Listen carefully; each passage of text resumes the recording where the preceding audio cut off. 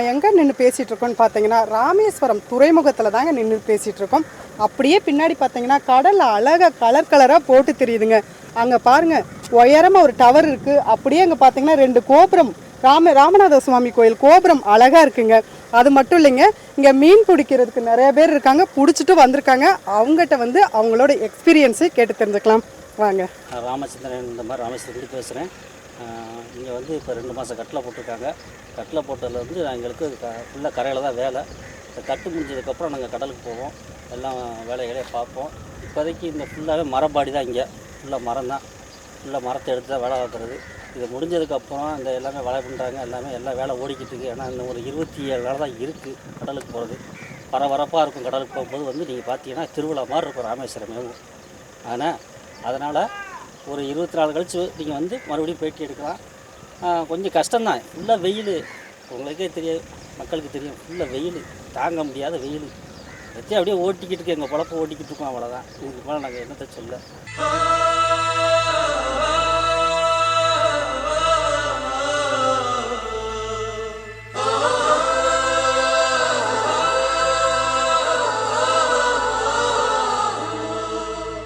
இப்போ நம்ம மீன் தடைபிடி காலத்தில் தாங்க வந்திருக்கோம். அதனால் இங்கே யாரும் கடலுக்கு மீன் பிடிக்க போக மாட்டாங்கங்க.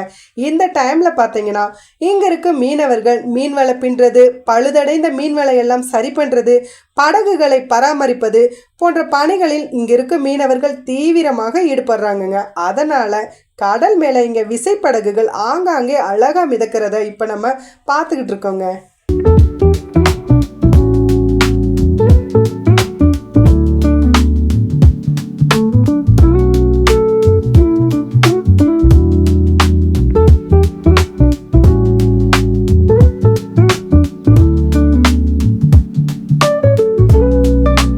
ராமேஸ்வரம் துறைமுகத்தில் ஒரு 600க்கும் மேற்பட்ட விசைப்படகுகள் இருக்குது.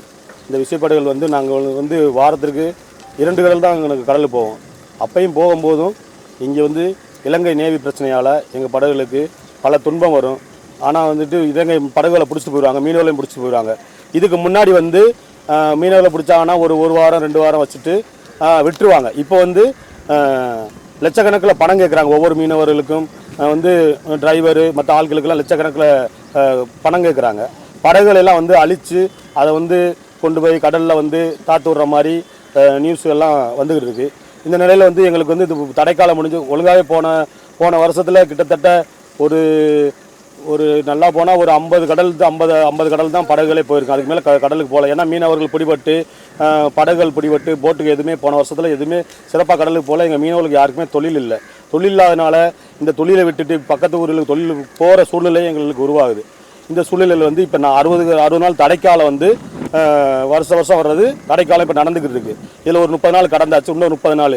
இந்த 30 நாள்லேயும் வந்து மீனவர்கள் வந்து உணவுக்கும் இதுக்கும் இங்கே இந்த தொழில் நம்பி பல ஆயிரக்கணக்கான குடும்பங்கள் இங்கே இருக்கும். அதனால் அந்த கஷ்டத்தை மட்டும் தான் இங்கே உள்ளவங்க எல்லாருமே சந்திச்சுருக்காங்க. இந்த தடைக்காலங்களில் நிவாரண உதவி இன்னும் எதுவும் அரசு வழங்கவும் இல்லை. சிறப்பான போன வருஷம் தொழிலும் கிடையாது. அதனால் எங்கள் மீனவர்களுக்கு அரசு தலையிட்டு இந்த நிரந்தரமாக எங்களுடைய பாரம்பரிய இடத்துல மீன் பிடிக்கவும், விசைப்படகுகளை பிடிக்காமல் இருக்கவும், இரு நாட்டு மத்திய அரசு மாநில அரசு இணைந்து அந்த படகுகளை பிடிவிட்டிருந்த படகுகளையும் மீனவர்களை விடுவிக்கவும் வந்து நாங்கள் கேட்டுக்கிறோம். ரெண்டாவது, எங்களுடைய மக்களுக்கு இந்த தடை காலத்திலேருந்து தகுந்த ஒரு நிவாரணம் வழங்கி மக்களை வந்து காப்பாற்றணும்னு நாங்கள் வேண்டிக்கிறோம். இன்னொரு விஷயம் என்னென்னா, இந்த படகுகள் அடுத்து கடலுக்கு போகும்போது படகுகள் பழுது வந்து பரவாயில்லாமல் சேதாரம் பழுதாயிரும். படகு வந்து கரையிலே இருக்கும்போது நிறைய சேதாரம் ஆகிரும். அதில் வேலை பார்க்கவே அவங்கவுங்க லட்சக்கணக்கில் கடன் வாங்கி அங்கங்கே வட்டிக்கு வாங்கி தான் வேலை பார்த்து மற்ற மடி வலை கயிறு இதுகளை பூரா வேலை பார்க்கணும். வேலை பார்த்தா தான் இந்த 60 நாள் தடைக்காலம் முடிஞ்சதுக்கப்புறம் கடலுக்கு போக முடியும். அந்த கடலுக்கு போனாலும் நாங்கள் ஒழுங்காக மீன் பிடிக்க முடியாதா? இல்லைன்னா அந்த அரசு வந்து இலங்கை அரசு எங்களுக்கு வந்து நேவி வந்து எங்களுக்கு தொந்தரவு செய்யுமா? எங்களுக்கு என்ன சூழ்நிலையே தெரியல. இருந்தாலும் எங்களுக்கு இதை விட்டால் வேறு தொழில் தெரியாது, எங்களோட வாழ்வாதாரம் வேறு என்னன்னு தெரியாது. நாங்கள் வந்து இந்த தொழிலை கண்டிப்பான முறையில் பார்த்தே ஆக வேண்டிய கட்டாயத்தில் நாங்களும் எங்கள் குடும்பங்கள் எங்கள் பிள்ளைகளும் உண்டாகியிருக்கோம், தள்ளப்பட்டிருக்கோம்.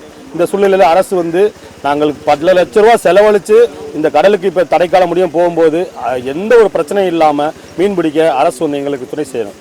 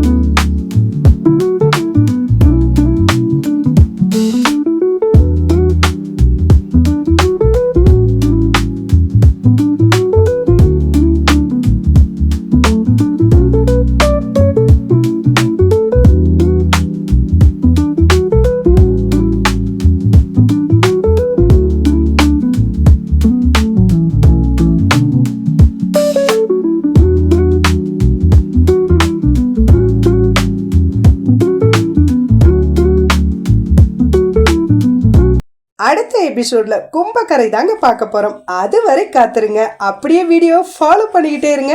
அதுவரை உங்களிடமிருந்து பிரியா விடை பெறுவது மருதா டிவியிலேருந்து உங்கள் ரேவதி. மறக்காம நம்ம சேனலை லைக் பண்ணிட்டு, ஷேர் பண்ணிட்டு, கமெண்ட் பண்ணிட்டு, சப்ஸ்கிரைப் பண்ணிருங்க. தேங்க்யூ.